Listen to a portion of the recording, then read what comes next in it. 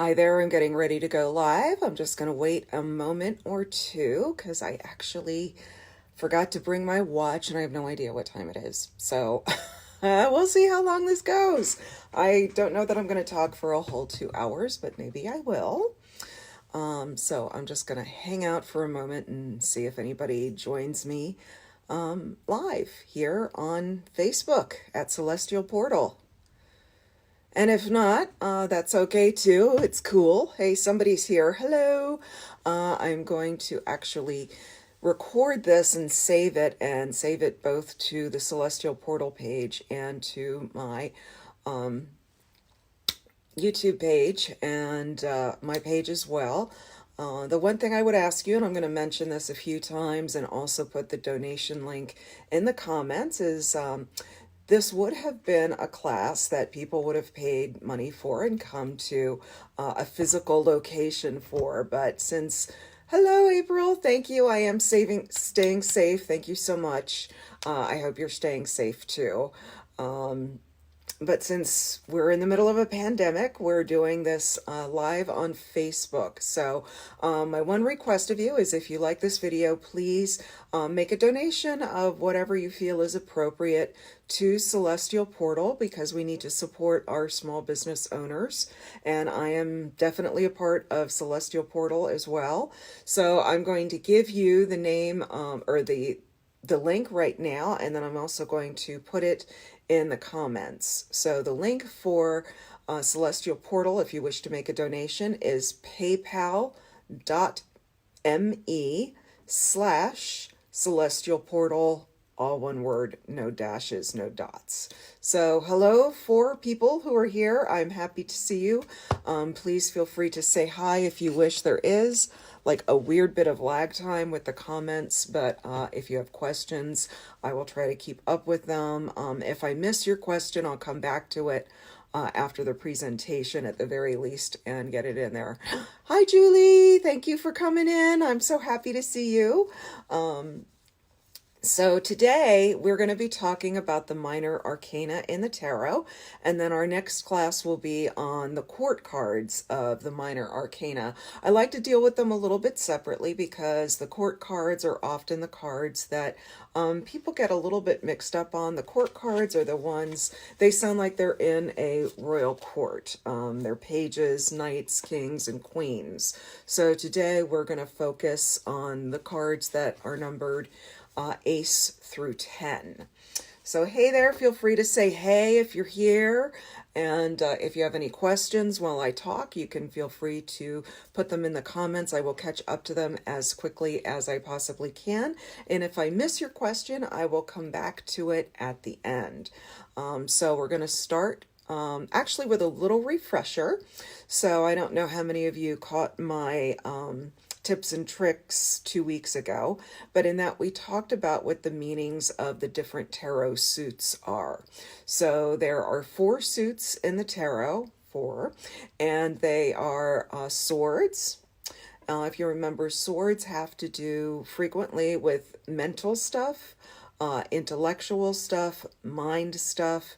They can also have to do with conflict. They are the cards, probably the most difficult cards in the deck that we see, the ones that people see them and they're like, I don't want that. So that is just something to bear in mind. And then, but it's not always, it's also, swords, remember, are a reminder that when things are chaotic and we're losing our minds the most, it's when we need our minds the most. So, and we'll see that as it plays out through the minor arcana. Wands are about our passions in life. What are you passionate about? What is your vocation? Sometimes our vocations make us money. Sometimes they don't. Sometimes we're starving artists, but we're passionate about art and we do it anyway. Sometimes it's also about sexuality. The other thing to remember about wands is they represent the suit of fire, and they don't like to be still. They like to stir stuff up. So you'll see as the numbers get higher and higher in the wands, they look less and less comfortable. And then cups are our relationships and our partnerships and love. And then pentacles often get a bad rap because they're money, and our culture has a weird relationship with money. Sometimes people are like, oh, money is evil, but I always say the pentacles are the most magical suit in the deck because the pentacle contains all four of the other elements plus spirit. And in order to have spirit, you need to have a good material footing, because if you're worried about, where your next meal is coming from, it's really hard to be spiritual. So, there's a give and take in everything, as you'll see as we go through the tarot. So we'll start with the aces, and I'm going to go through them a suit at a time. So aces are always, so ace is equivalent with the number 1. If you remember that from 2 weeks ago, the number 1 in tarot is frequently about beginnings, can also be about ego, can be about confidence, and it also can be with the aces. So all 4 of the aces, and I'm using the Pixie Coleman Smith deck or Pamela Coleman Smith deck, which is the deck that most readers, or most decks today, take their inspiration from this deck. So that is why I do that. Hey, Carlos, how you doing? I hope you're doing good. Welcome aboard. So the Ace of Swords is, getting back to aces, you'll also notice, so all of them have a white hand emerging from gray clouds. So they're frequently about something new coming out, maybe of confusion, something new coming out of chaos, something new coming with blessings. Aces are, Rachel Pollack says, they're the blessings of the universe in whatever suit they appear. So the Ace of Swords has these little flamey things on it, and this is one part of a Hebrew letter or Hebrew word that made it into the modern day tarot deck, and the Hebrew letter is Yod. And Yod is one of the letters in the name of God. Yod is the first letter. It's Yod He Vav He in the Hebrew alphabet. So whenever you see this little flame-like thing, it represents blessings. So here, this is a new beginning. It could be a new beginning in the area of intellect. It could be new ideas, new start, new... could also be new conflict, but it depends on what else is around the card. I seem to remember, who said this? It might have even been Aleister Crowley might have said something to the effect of the ace can be wielded for either good, or the Ace of Swords. The sword is the sword that's just like right in between. If you're like a... D&D player, it's like lawful neutral. It can be a card for great good or great evil, depending on how the sword is wielded. The sword has 2 edges. So that's another thing to keep in mind. All right, so next I'm going to go to the Ace of Wands.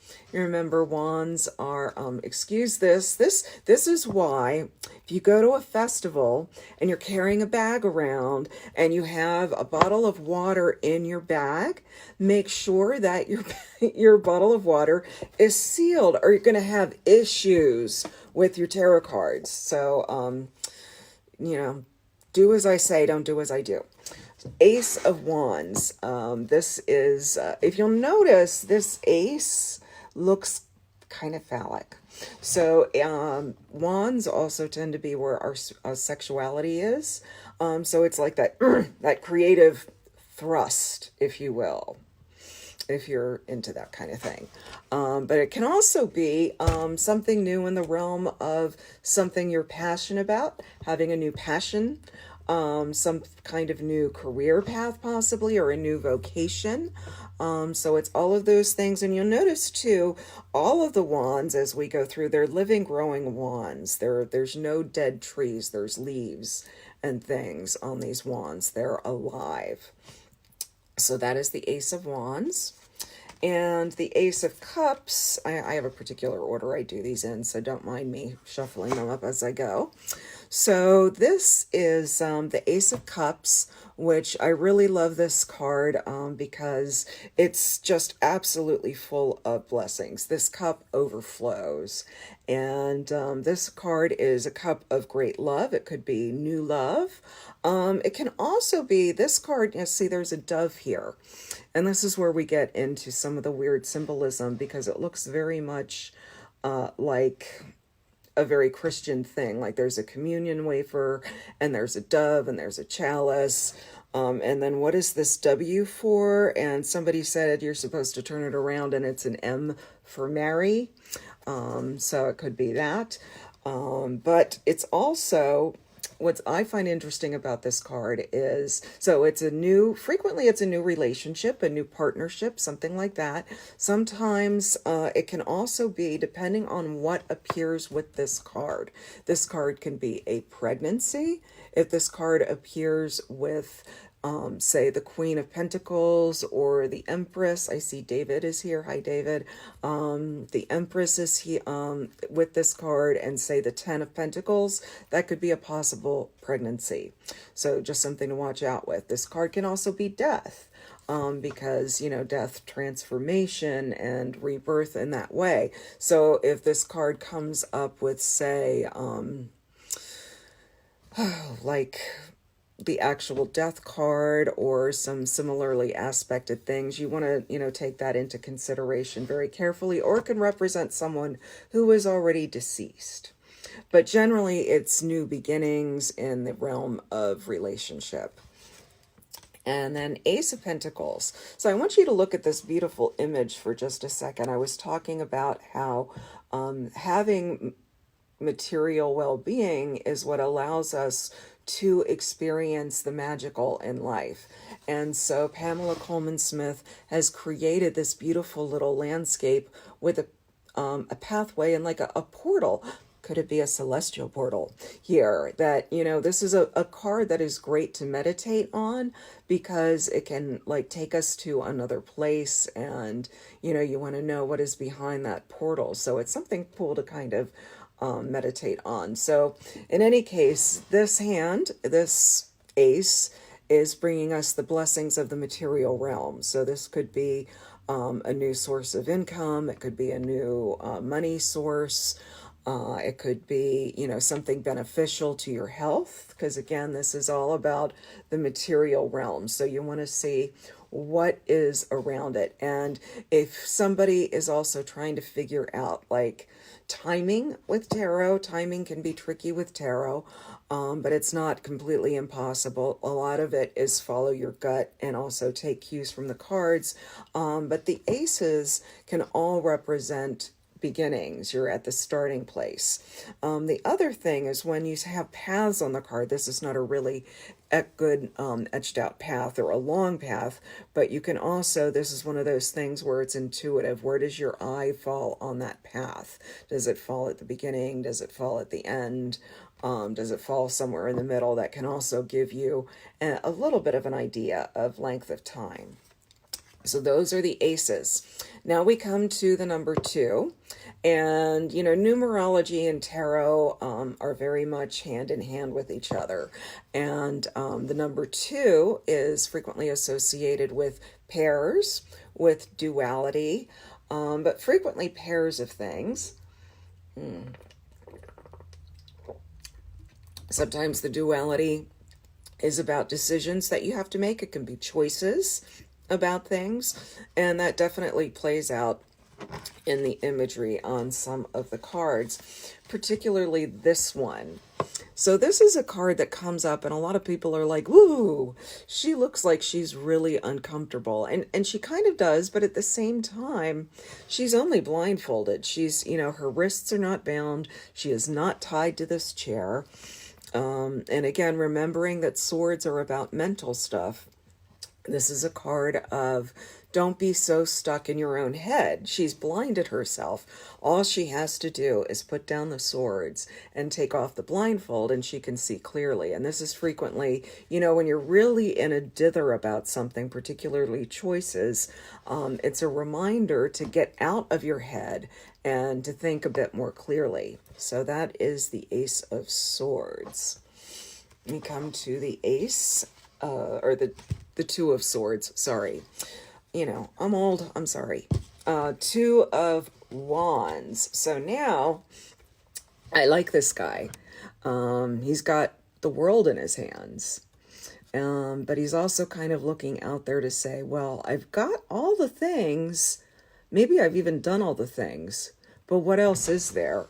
You'll notice that, and it's really important with this deck to really look at what is happening. So you'll notice that he's holding one of the staves is just resting on top of the castle thing here, whereas this other one is kind of locked in. So this can be about waiting, like literally waiting for your ship to come in. This and the Three of Wands are actually really similar to one another. Let me get the Three of Wands. They're very similar. This guy has 3/4 of the way of his back to us. This guy has his full back to us. We don't have a lot of backs in the tarot, so that's kind of interesting. So he's, definitely, this is kind of like the person who has it all, but now they're at a point in their lives where they're like, well, what else is there? What else can be seen? And am I holding myself back in any way? Do I need to be like the fool and leap off of this here castle? It's almost like he's turning his back on the castle too.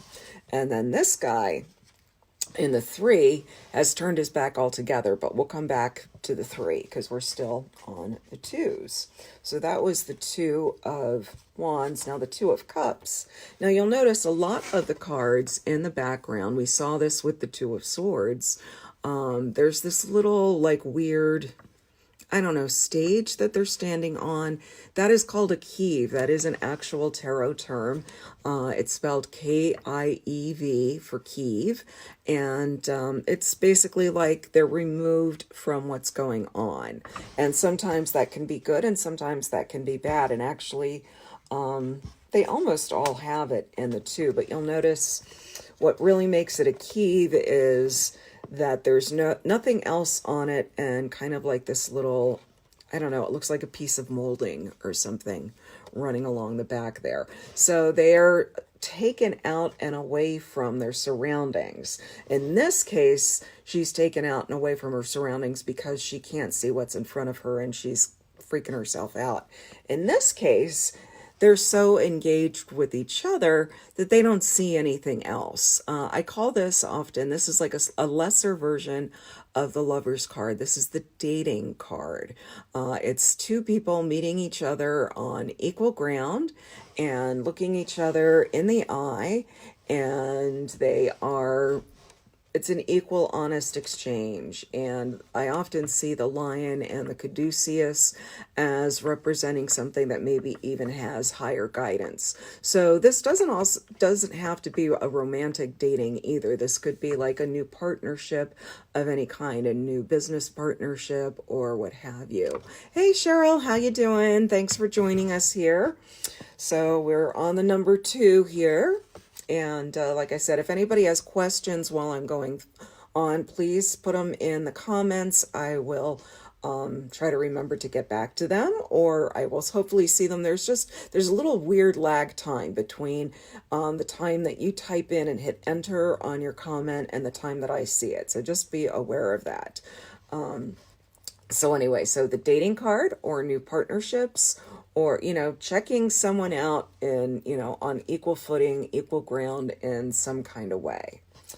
And then this guy, he's like totally the fulfillment of choices and like topsy-turvy. Blah. So he is on a Kiev, as you can see, that weird little stage. And there's like very choppy water behind him. And he's also on one foot, so he's kind of unbalanced. And he's got this sort of, it's the cosmic lemnicet, as they sometimes call the infinity symbol. I've heard it pronounced lemnicet. I've heard it pronounced lemniscate. Tomato, tomato. If you know the right way to pronounce this, please let me know. But anyway, this is often when we're juggling things and maybe we're doing a good job. Like he's not falling down. He's not, but it's kind of like if you throw one more thing into the mix, everything's going to just go kablooey. So this is kind of a reminder of that too, when you're juggling things that, maybe you want to get a little bit of help, or maybe you want to put yourself on more solid footing, that sort of thing. So that is the number 2 in the Minor Arcana. I hope I'm not going too fast. Like I said, I'm going to save this recording so you can come back to it and watch it, stop it, rewind, fast forward, whatever you want to do. So now we come to 3s. And the 3 is really lovely energy. It's lovely Empress energy. 3 is harmony. And this is one of those things I talked 2 weeks ago about how in the tarot it feels like the even numbers are the calm numbers and the odd numbers are the shake things up numbers. But number 3, we're actually still, oh, thank you, Tammy, and hello, thank you so much. So number 3 is the first odd number. Well, number 1's the first odd number, but number 3 is still harmony, because with number 3, you could make a 3-legged table. It could still stand. You can make a triangle. 3 is harmony and loveliness, harmony before we get into form and more rigidity. So then, but it's not really aspected well in swords. So this is a card that a lot of people really don't like to see in a reading, and it frequently does represent what it looks like, which is heartbreak. It's like, oh, the swords are in the heart, and it's raining, and it's cloudy, and it's gray, and it feels, again, like most swords things, it either feels worse than it is, or what I often find with this is heartbreak that you need to move past. Or heartbreak that's been going on for a while, but now it's time to heal. Because you'll notice there's no blood on these swords. It's almost like you could remove the swords without causing further damage. So it's kind of like, there's some dark gifts with this. It's dark memories, maybe painful memories, but now it's like you gotta move on card. Don't drop anchor here. And we come back now to our 3 of staves guy, who is, an extension of the 2 of staves, although he's got his back to us. And he actually quite literally is waiting for his ships to come in, because there's actually ships in the background there if you look. And I often see this as the card. A good metaphor for it is you've done all the work. I don't know, do people still mail resumes? I don't know. You mail your resume, or you email your application, and now you're waiting for responses, or you've gone on the interviews and now you're waiting to hear back. So it's kind of like it's a place of stasis. It's not a bad place necessarily. He's got 3 wands. It's not so bad, but he's waiting to see what's coming back, what's coming next. And then the 3 of Cups is probably the happiest expression of this this number. The 3 of Cups is quite literally wine, women, and song. This is like, now it's interesting. I used to do readings for a lot of colleges back in the day. And so I would get this card whenever somebody was partying a little too much. But it can also be, you need to get out more. You need to have more celebrations with friends. If you get this card during COVID-19, it probably means you're chomping at the bit to get the heck out and have a good time with your friends again. But it could also mean better times are coming. It's generally a happy card. It's a good place. And then the Three of Pentacles is also not too bad, but it's an interesting card with a lot of, kind of weird imagery if you don't know the context of it. So if you look at it carefully for a moment, you can see you've got three people who are standing in what kind of looks like it could be a Gothic church maybe. And that's exactly what it is. The context is, so I don't know why. I probably should know why because I teach art history. But this guy in the weird outfit is the architect. I guess this is what architects wore during the Gothic era. I don't know. But anyway, so he's the architect.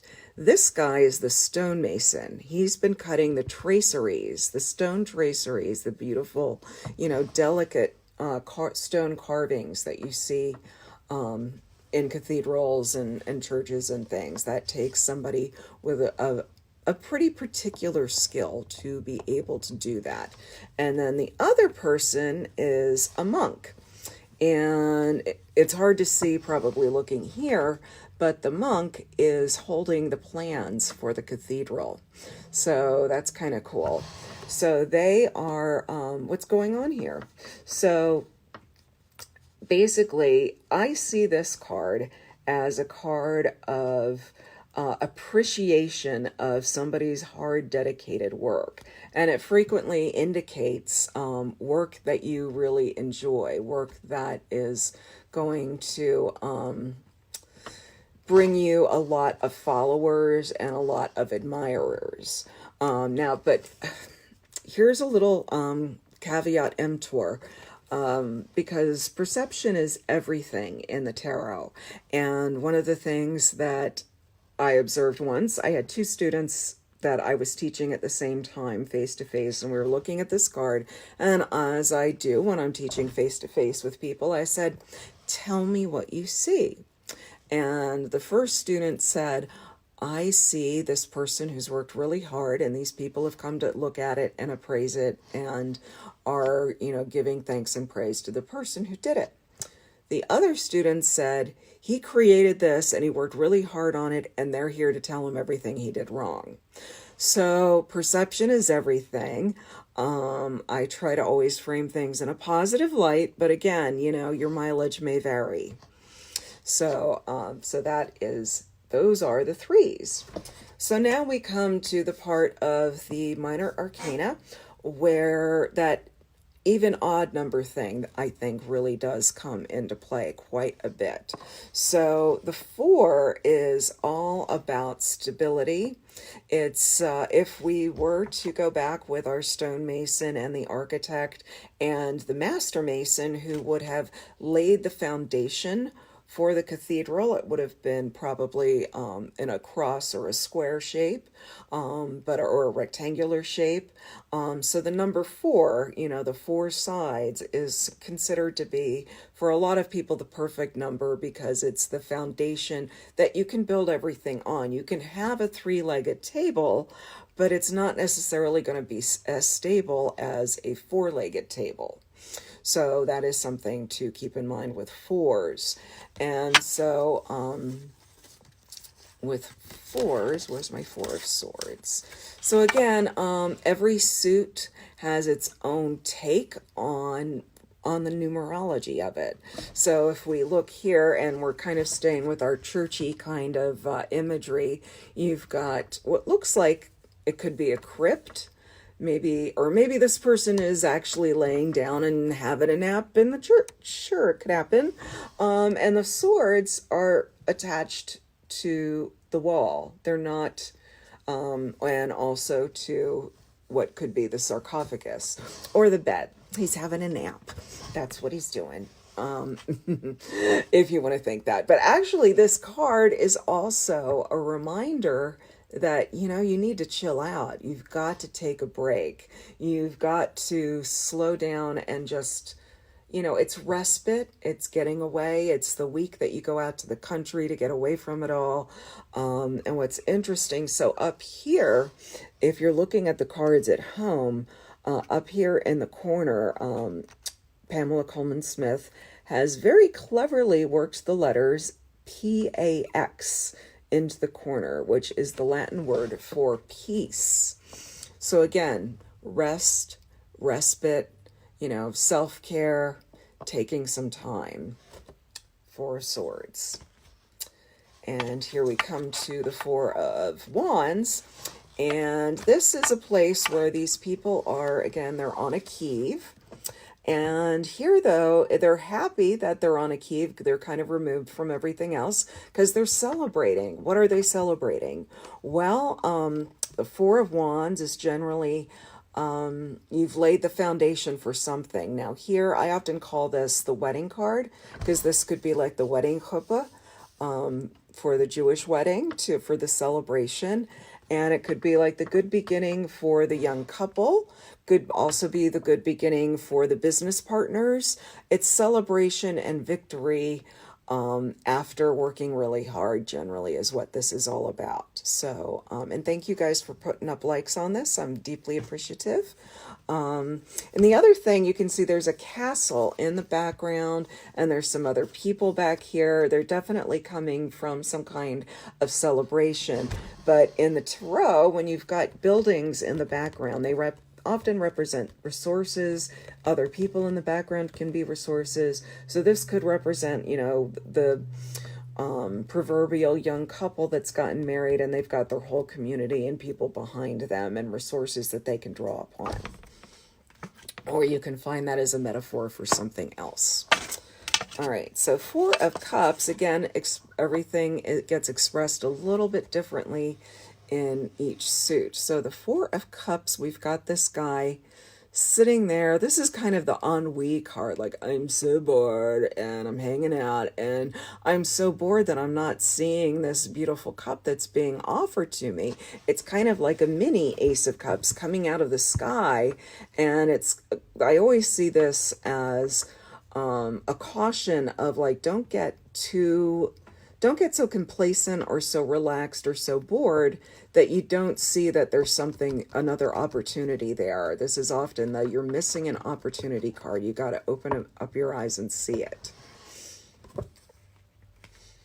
And then finally, I always think of this card as the Selfish Giant card, if you know that children's story from a long time ago about the giant who had a beautiful garden and all the children wanted to play in it, and he didn't want them to play in it, and there's a whole morality tale that goes with it. But this is kind of like that guy. So you'll see he's got Four Pentacles, and they're kind of covering all the open spots of his body. He's very closed up. He's got the soles of his feet covered. He's got his crown chakra covered. He's got his heart chakra covered.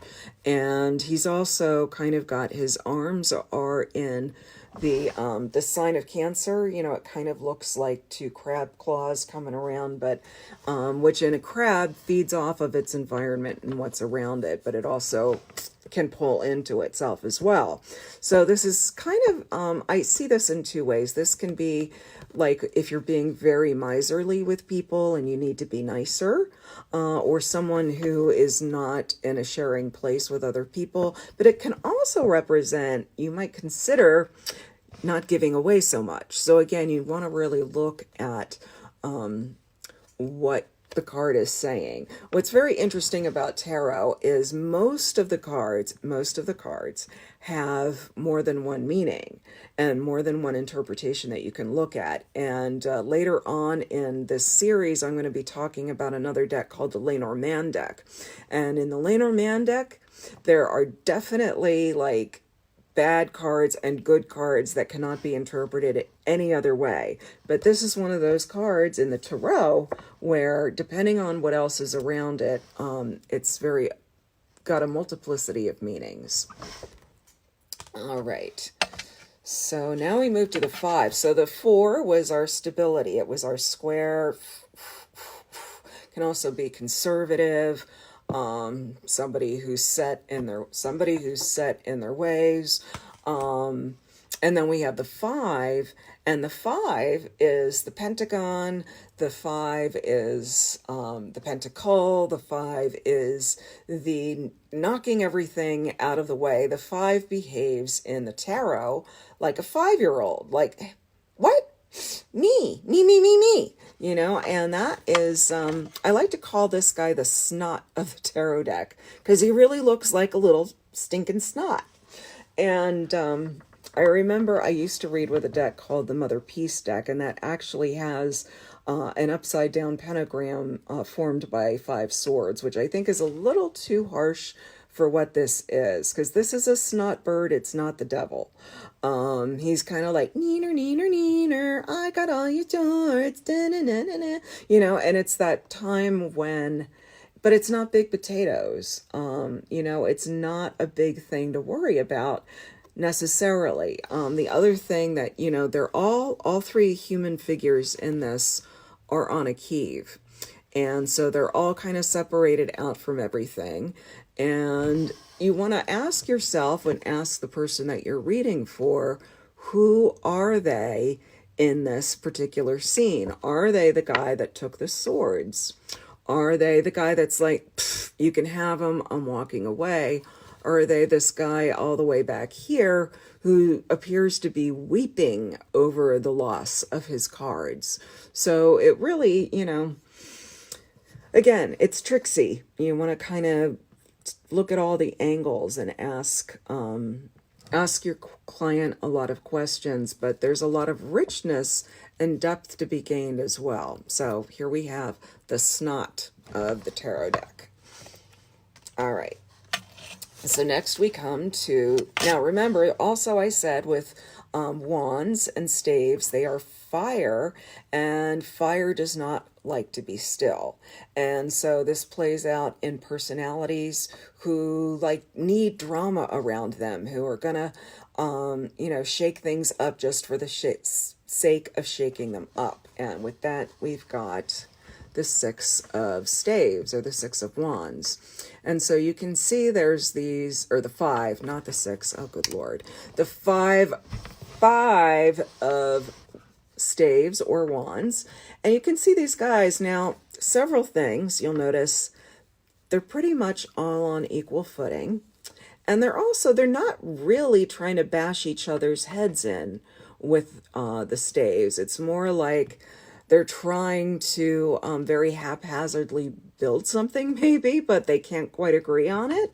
And the way I often see this is a card of competition and opposition. This is a card of if everybody would just cooperate, which actually the number 6, when we get to 6 is cooperation. But 5 is, we're not quite there yet. It's competition, it's opposition. This is a card that comes up when, like, say a lot of people are going for the same job, or you're trying to prove something to your boss and there's somebody else who's also, you know, in there at loggerheads with you. Or it could be, you know, you and your boss too, depending. Again, it's wands, vocation, all of that. And then the 6, or 5, God, why am I on, I want to be on 6 apparently, but we're on 5. So we're going to stay with 5 because we've got the 5 of Cups. And I do like to give the cards like my own special names. And this card is, so we have the Snot of the Tarot and the 5 of Swords. This is the Don't Cry Over Spilled Milk card. And quite literally, you know, it's, you've got 2 cups still standing and 3 cups that are tipped over. And so this is often, you know, a card of like disappointment. Something did not go quite to plan, but there's still something left. So it could also be representative of a relationship where there's still something salvageable if you want to salvage it. And also, again, always the question, who knocked over the cups? So was it you? Or was it somebody around you? You know, what's going on, and how do you get your attention back to what you still have? And then the 5 really plays out in a major way in this card, the 5 of Pentacles, which another really uncomfortable looking card. You've got 2 people out in the snow. There's no door that you can actually see to this church. It's like they are locked out of the sanctuary.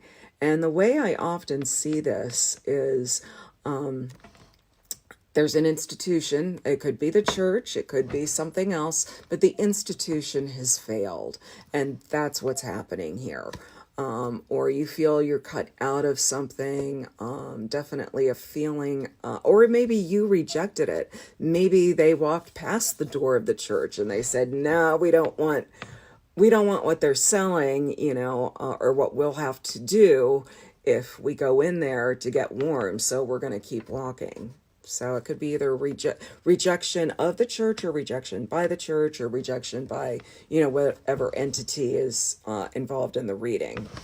So those are the 5s. And now we come back to a nice even number. We come back to the 6, the lovely, comfortable 6. And the very first tarot reader, tarot teacher that I ever had, said to think of the 6 as like the comfy chair of the deck. It's pretty comfy. And even here, the swords are not that distressing to look at. This is kind of what you'll notice. So again, this is all about noticing the imagery in the cards. Over here is the rough water. Over here is the still water. They are crossing over the rough water to the calmer water. And you'll also notice, normally I would say, don't stick swords in a boat that you're going to take on water like this. But for some reason, it's working here. So another interpretation for this might be, our worries will not trouble us. Our worries will not weigh us down. And this guy here is the ferryman. So he's often interpreted as like Charon on the river Styx. He's the ferryman.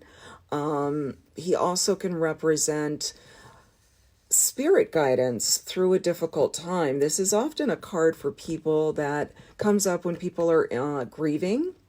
And it's saying, go through your grief. The worst is over. You just need to get through it, and you will get through it. So it's a swords card that is oddly comforting. And then we come to the 6 of staves, and here we have staves again, not really behaving badly. This is a card that is often associated with victory. And I can remember when I was a teenager and I was trying to read all these traditional books about tarot, and I would read the word victory, and I'd be like, I don't play sports ball. I don't really understand what this is about. But victory can mean all kinds of things, of course, and you got to get past thinking about sports ball. And he's wearing laurel on his head, and he's carrying a laurel wreath. So it looks like he is, he's gotten accolades of some sort. It could be for a person who is getting accolades. You've achieved something, you're getting your props. And there's other symbols too. He's riding a horse, and horses in the tarot frequently represent evolution for humanity, because horses helped humanity evolve. They helped us transport things. They helped us transport ourselves. So horses helped humanity evolve, and the horse is also covered, which is interesting. So some people interpret that as he's got something to hide, maybe. So that's, again, every, tarot card has multiple meanings. Also, sometimes looking at the expressions of the people behind him, I'm always kind of like, that one person looks kind of like, somebody's always got to be like, oh, look at him. He's on his horse. Isn't he great? So there's always somebody who's going to naysay you when you're doing well. So that is the 6 of Wands. And the other thing about 6s is 6s are about relationships of giving and receiving. And that plays out in both the 6 of Cups and the 6 of Pentacles. So we'll look at the 6 of Cups first. And here we see, it's another, this card is so oddly drawn. I don't know if Pamela Coleman Smith intended for her people to look this way, because this one looks like a child, the more male looking figure, and the female looking figure looks almost like a dwarf or a doll. And then you've got this guy back here creeping away. So I'm always kind of like, what is this? What is going on here? Something creepy going on here. But generally, this card represents someone from your past who is being kind to you. I also, for some reason, this seems to come up for my best PG way of putting it is successful sexual outcomes. It's just, when you're reading the cards, and as you gain more experience with reading the cards, certain cards are going to pop up that have different interpretations than you may find in the books for you. And that is your personal interpretation. So that's kind of my take on this one. I know it's weird, but that's me. So everybody reads the cards differently. Don't expect that everything's going to be the same. But generally, somebody coming from the past to do something helpful. He's being nice to her. He's giving her flowers. So, and then you have this card. So again, going back to this idea of relationships, of giving and receiving. So you've got a guy with scales who looks like he's weighing out money and determining what to give to whom. And you've got this guy here, and they're also on a Kiev once again, so they're removed from, ordinary things. And this guy's got his hands open like, yay, and like, oh, there's all the money. And then this guy's over here like, well, what about me? Am I getting any money? But you also look here, there's like this little funny thing in his pocket. Does he have money in his pocket that he's not revealing? So when I see this card in a reading, the way I frequently interpret it is, well, first of all, who are you in this card? Are you the giver? Are you one of the receivers? I generally see this as kind of a caveat for people to be careful of who you're being generous with. Make sure that they're appreciative. Make sure that, there'll be some kind of, reciprocity at some point, that you're not just giving everything. So that's usually how I see this, as a card of, watch out who you're being generous to, or if somebody's being generous to you, what are their expectations around that? So important card in that regard.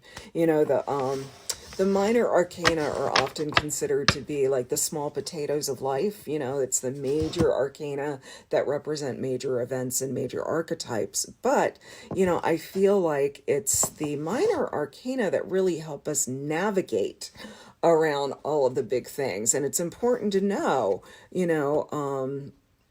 if I give something to someone, what happens? If someone gives me something, what happens? So again, it's important to know how to navigate these things.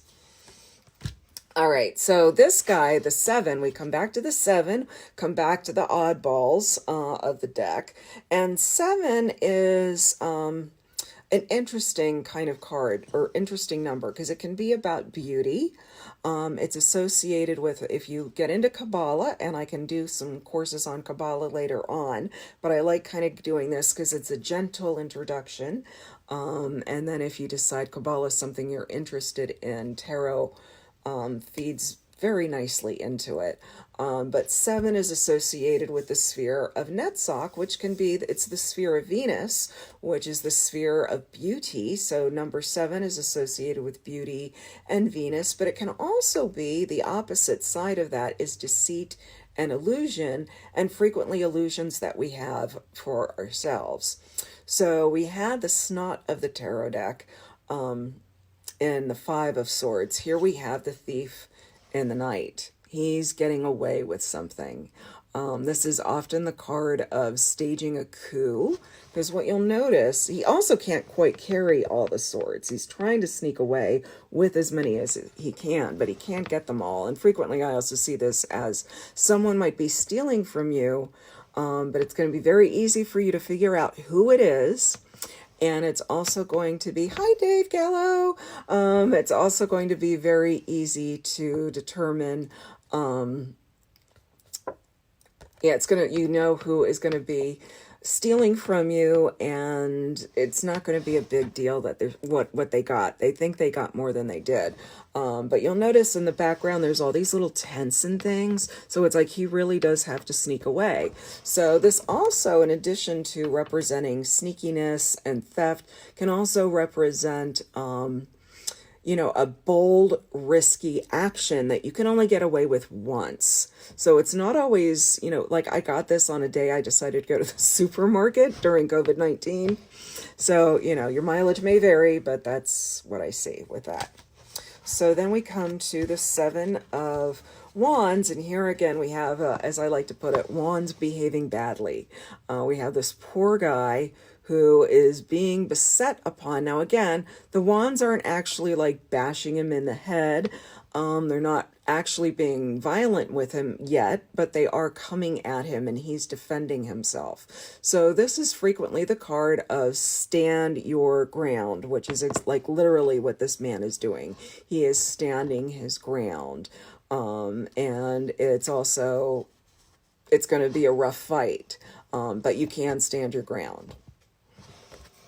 And then the Seven of Cups, like I mentioned, 7 can be the card of illusion. And I've heard this referred to as the wish card, but I also see it as the card of, you got too many wishes. You got to decide what you're going to focus on if you want to actually make things happen in your life. And so there's all these interesting symbols here. So let's look at them. There's kind of a castle. So somebody may be, you know, wishing for, you know, wealth and riches that will lead to, you know, a castle or fortification of some kind. You've got jewels and gems, the accumulation of that kind of wealth. You've got a victory wreath here. They're big on laurel wreaths in this deck. You've got a dragon, which is kind of, some people look at, I'm not sure really what they look at it as. Maybe it's also kind of a devil image. And hi, Cindy. Thank you for watching and tuning in. This is a snake. So the snake often represents temptation. And you've got like a lovely lady over here, assuming that this is a figure that is inclined towards ladies. So it could be dreaming of the perfect partner. And then over here, this is like the mystery thing, the spiritual thing. So you can't go for, what this card is saying is, don't go for all of this at once. You know, figure out what it is you want, or you're not going to get any of it. And, you know, and then you can move on. And then this card, I often see, this is the Seven of Pentacles. I often see the Seven of Pentacles as being about, well, look, there's a couple, again, different ways of looking at this. It's like he's got a harvest. He's harvesting pentacles. But he also kind of looks like, I wish there were more. And in readings, when I'm doing readings, this card often comes up for that person who is not aware of their own success or not appreciating their own success, and they are looking at the success that everybody else around them has. So this is definitely a card that can represent that. So that is the number 7. And then with 8, we're almost to manifestation. Now, this is an odd thing about the tarot, that 9, the number 9 is the number of completion. The number 10 is the number of a new level, because if you think about it, the number 10 reduces to 1, and so we're back to the ace, but it's a 10, so it's at a new level. So 9 is you're ready to go to the new level. 8 is you're at that point of you've been doing the work and stuff is manifesting. It is what now shows. It's you know, you've been your special mogul and you're doing all the things, and now you can go out and buy, you know, the fancy car and the fancy house and the boat and, you know, whatever. It's what shows. So with the 8, so again, swords behaving badly, or people behaving badly around swords. We've got a woman who is bound.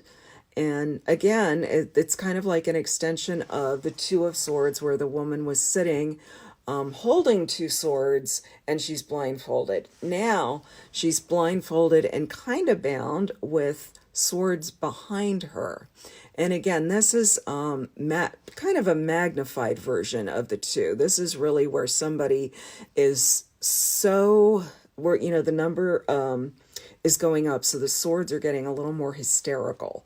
It's like this, the wands get more competitive and more confrontational. The swords get more histrionic. This is really, although if I got this card for someone, I would not tell them, you know what, you're really being histrionic and you need to stop that. I would not say that. I would say, oh, wow, you're really concerned about a lot of things. You need to remove the blinders from your eyes, because getting away is not as hard as you think. Because if you look, she's not bound very tightly. She could it's a shrug it off card, shake it off. You can shake it off, shake off your bounds, remove your blinder, and they're not blocking her in. You feel trapped. This is often a card of when someone feels trapped, but they're really not trapped. You can walk away from the situation if you so choose. So that is the Eight of Swords. And then the Eight of Wands is interesting in then that there is no human being in this image at all. It is an image of 8 wands. And why is that? Well, this is, again, this is cards, staves are passion, their vocation, but here I'm going to really emphasize the passion. This is something that is coming at you very, very fast. You better be on the lookout for it. Usually good. It's almost always good, but it could be also literally like whew, Cupid's arrows. I'm going to fall in love all of a sudden, something that happens really fast. So that's the number 8 of staves. And then interesting, in the 8 of cups, this is a person who is rejecting the cups. They are walking away from the cups. Why are they walking away? Oh, look, there's this strange moon sun face here. What is that? So this is a card that frequently comes up when somebody is leaving behind a situation, whether it's a marriage or a job or a relationship or a situation that was previously fulfilling, and they're turning away to find something more spiritual. So that is the 8 of Cups. So there you go. And then the 8 of Pentacles. I really like this because this is like, for me, it's like the ultimate introvert, artist, craftsperson card. This is that person who is in their craft shop and they're working so hard. He's on a key, once again, removed from, the other circumstances. And there's all this stuff behind him. It might even be a beautiful day outside, but he's going to stay and do his work. It's hard work, but it's work that you excel at and you appreciate doing, and other people appreciate you doing it. So that is the 8 of Pentacles. So now we come to the 9. And like I said, the 9 is really like the fulfillment of the suit. It is the completion of a cycle. And some of the cards handle that better than others. So I mentioned histrionics and swords. Here we have. This is the card that is often known as the nightmare card. And because it looks exactly like a person waking up from a nightmare. But I'll give you a little hint, again, about the Pamela Coleman Smith deck, which was something that my tarot teacher said to me a long time ago. When you're looking at the swords in the deck, do they have any point? Is there any point to this picture? This is somebody who is excessively worried. Maybe they are suffering from really major anxiety. So again, you would never say to a person, it's all in your head. You would never say that. But what you would say is, because look, they've got a nice blanket, and on the blanket, there's all kinds of astrological glyphs, and it could actually be showing them that they've got resources. You have comfort. Take comfort from your resources. Again, get out of your head so much. Like really, really get out of your head. And then here we have clubs. or staves or staves. And they're not necessarily behaving badly, but this guy looks like he's been through it. And this is kind of like you won the battle, but not quite the war yet. There's, you still have some work to do. We had the Seven of Swords, which is, maintain your ground. And this guy looks like he maintained his ground, but he came out of it a little bit clubbed. And you need to decide, what are these clubs here? Now they're his. How does he relate to them? Can he use them for himself? That sort of thing.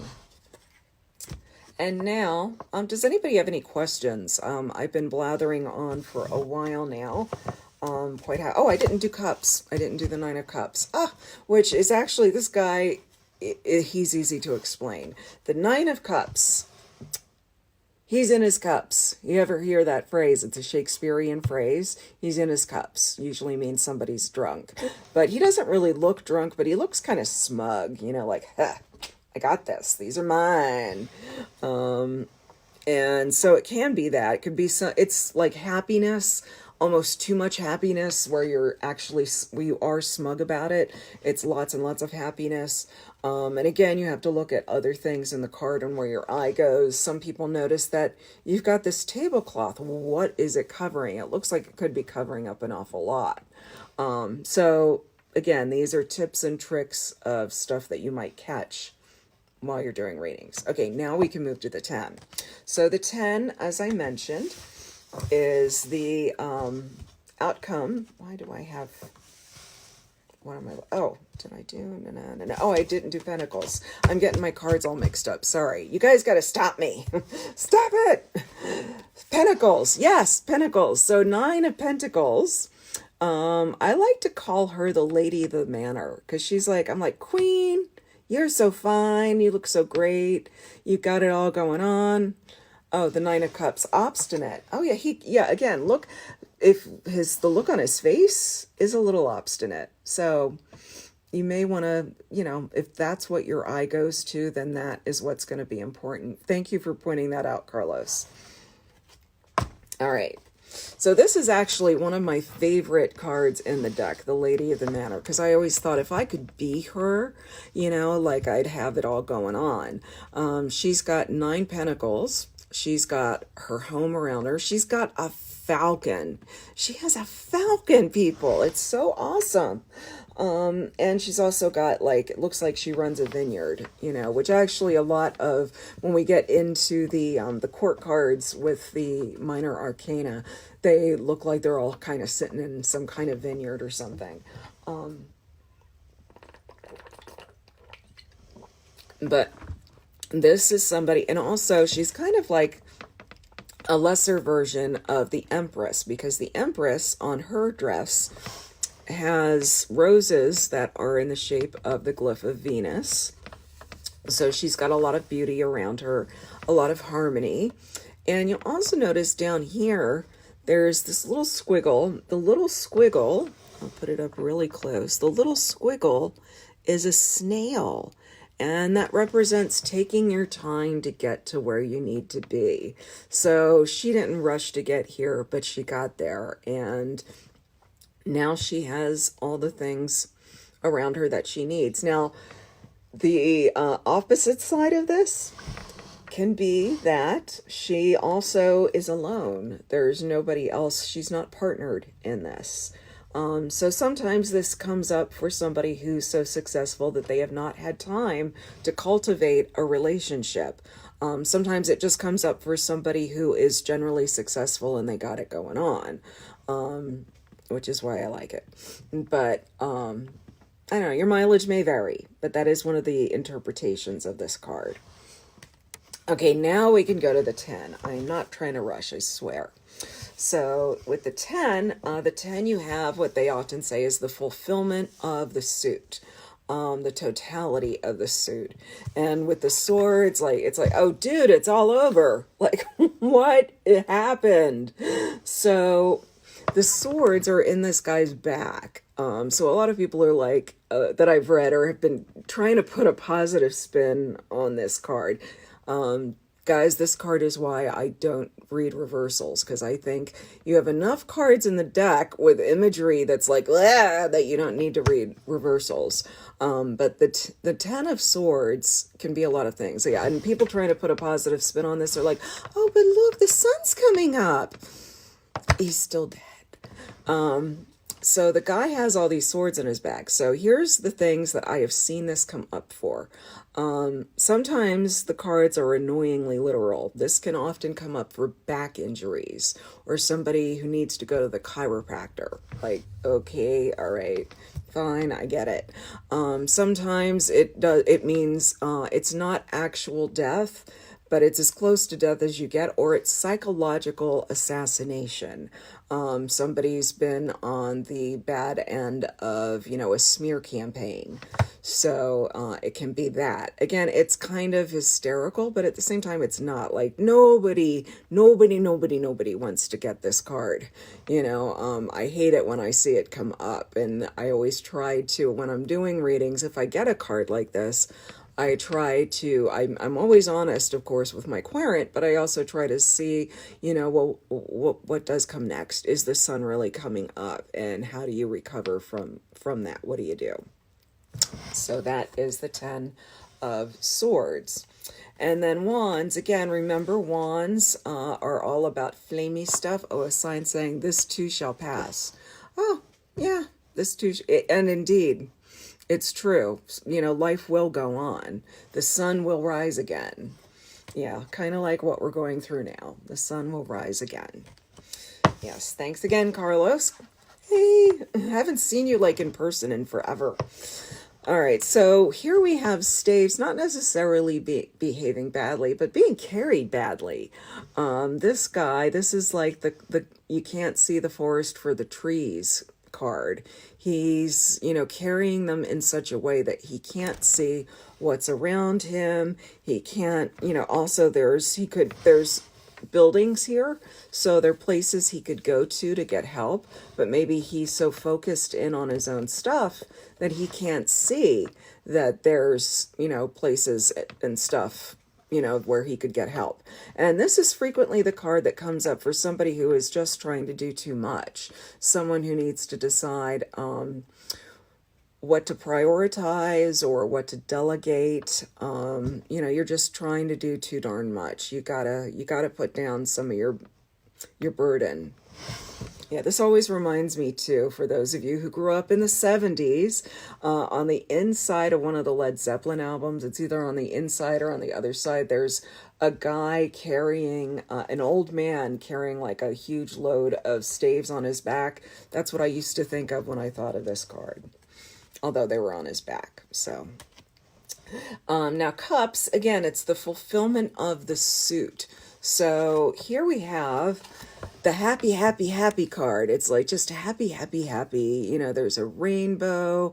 It's a family. The children are dancing. It's just like, yay, everything's going to be fine. Woo. It's kind of like so happy that it's really self-explanatory. So that is that. And then we have finally coming to the end of our, excuse me, I'm going to try to not sneeze, although I might let myself sneeze. Maybe it's not happening. All right. The 10 of Pentacles. And I kind of call this is a really complex card. And it, this is one of those places, again, this is a very brief look at the minor arcana, but there's a lot of places in the minor arcana where the imagery is just really rich and you can get a lot out of it.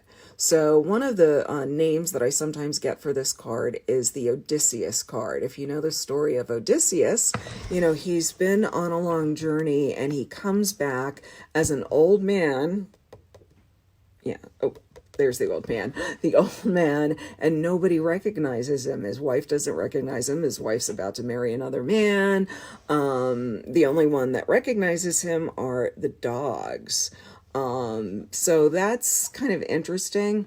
So, but the other thing that, you've got the pentacles are arranged in a way that reflects, the spheres and how they're arranged on the glyph for the tree of life in the Kabbalah.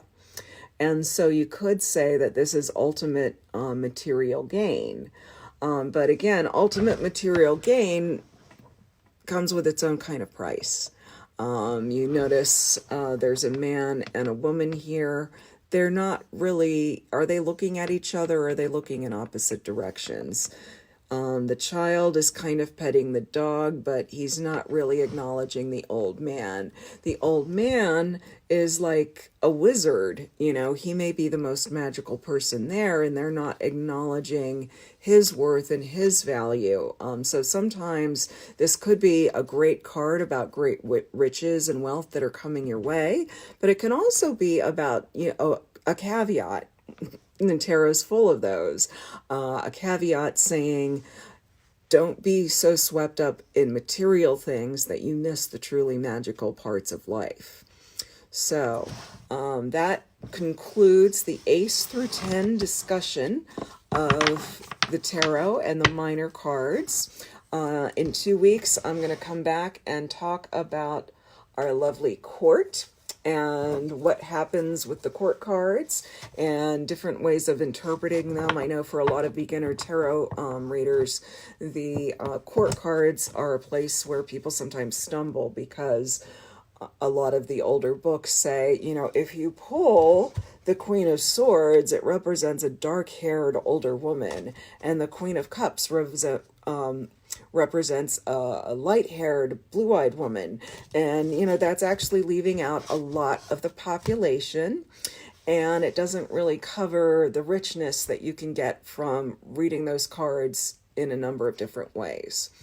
So I'll just hang out for a second. Oh, so I don't know if anybody did the homework I assigned 2 weeks ago, which was to start doing a reading a day for yourself, and just record one card and see what you get, you know, and look at it at the beginning of the day and then look at it at the end of the day. I'm not sure if anybody has, but please feel free to say if you have. I won't judge you if you didn't. Oh, thank you, Celestial Portal Julie. Thank you so much. I'm so glad you loved it and learned a lot. I'm really grateful.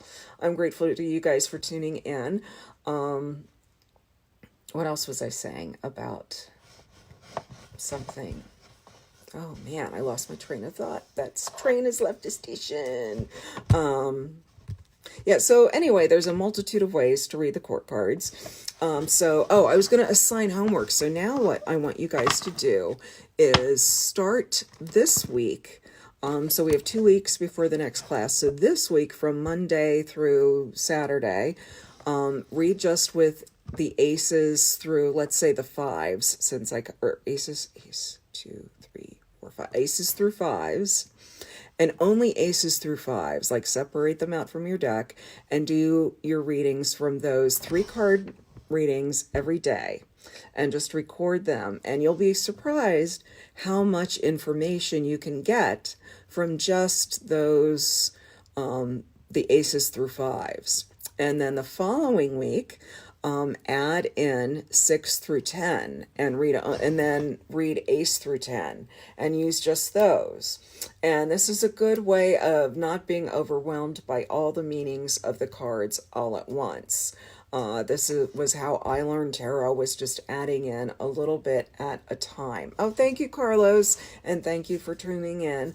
So just, yeah, as I said, just add a little bit at a time, and that way you're still getting enough cards. Remember, like if you were reading runes, you only have 24 runes in the Elder Futhark. So really, by reading ace through 5, you're not denying yourself a whole lot of cards. You still are going to get a nice range of human experience with that. And by adding in a little bit at a time, you can get the whole picture. So I thank everybody so much for watching. I really enjoyed doing this, and I hope I will get to see all of you soon. Bye for now.